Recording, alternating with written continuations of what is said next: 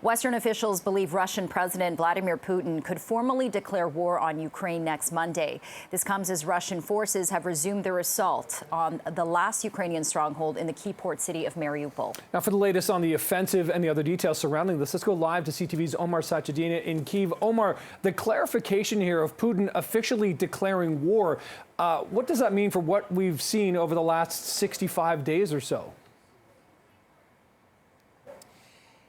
You know, it depends how you see it. It could just be simply a game of semantics. We know that this is a war. This has been a war that has been going on now, Nick and Jennifer, for 10 weeks. But as you know, the Russians have been calling this, quote, a special military operation. But the fact that Vladimir Putin is now using this language, which is more accurate language, shows the extent to which he is willing to fight. We're also hearing from the Americans. The Americans say that they have intelligence to show that Vladimir Putin plans to annex portions of the Donbass, specifically Lugansk and Donetsk, by mid-May, and declare that as Russian republics. And also he plans to have a series of referendums in those two regions to at least provide some veil of democracy. But of course, as we know, that results from those previous referendums cannot be trusted. So a couple of key developments there as far as the civilians at that steel plant, which we have been talking about a lot in the past few days. We know that the Russians have intensified their assault on that steel plant overnight,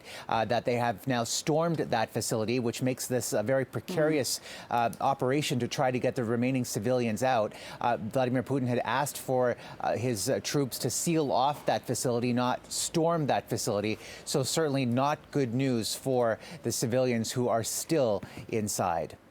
And Omar, what more can you tell us about what's happening in Mariupol? We know that this is a strategic key port city for Russia's war. Are there any more efforts to evacuate people? And is the number still about 100,000 civilians still trapped in that area?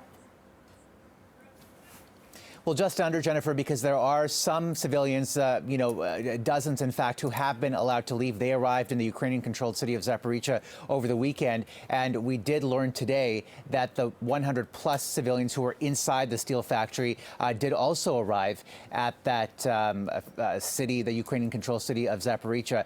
The Red Cross is saying, look, these are absolutely deplorable conditions that these civilians have had to endure. And in one official's words, he called it absolute hell. We're also hearing the harrowing stories of people as they are emerging from the steel factory. In some cases, they had to split 6 cans of soup among 40 people each and every day. The young obviously wanted to eat. The elderly weren't able to eat enough.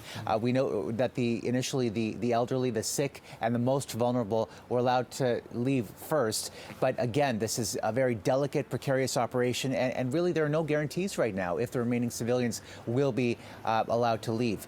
Also, a quick footnote, we know that the French President Emmanuel Macron and the Russian President spoke over the phone for a couple of hours. The Russian President has asked for guarantees that the West will not be supplying arms to Ukraine, but at this point that seems immensely unlikely. We know that this is a push that the Ukrainian president has been making now for 10 weeks plus, and we also know that the British Prime Minister Boris Johnson, in appealing to the Ukrainian parliament via video link today, also pledged more than £300 million worth of additional support. Yeah, Omar, that seems highly unlikely, of course, as you've alluded to there. But in the meantime, you just mentioned Boris Johnson being there. Has Vladimir Zelensky said anything about this, coming declaration of war? Has he changed his tone? Has he, said anything, to sort of counter what Vladimir Putin is now saying about the intentions of Russia?